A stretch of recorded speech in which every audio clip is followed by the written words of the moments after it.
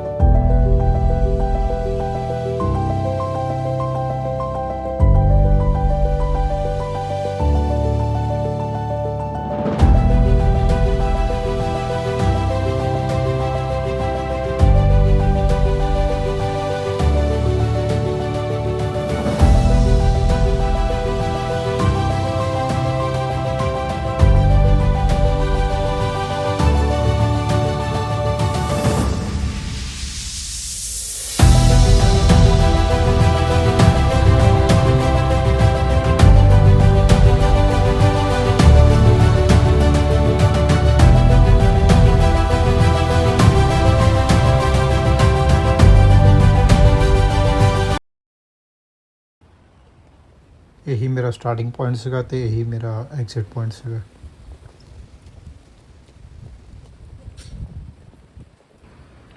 तुसीं चेक करी सकदे मेरा ड्रोन दा बैग ते इहदे विच ही मैं गिम्बल पाइए पूरा गिल्ला हो चुका है ते हुण मैं चला घर ते ब्लॉग इत्थे करदे फिनिश। या तुसीं चेक कर सकदे हो जे तुसीं इधर नूं आओगे तो सीधे पासे ही पार्किंग आ ते तुहानूं आप ही पता लग जाना जे तुसीं जेह्ड़ा फस्ट एक्सिट लाओगे राउंड बोर्ड दा। बाकी चलो मिलते अगले ब्लॉग च।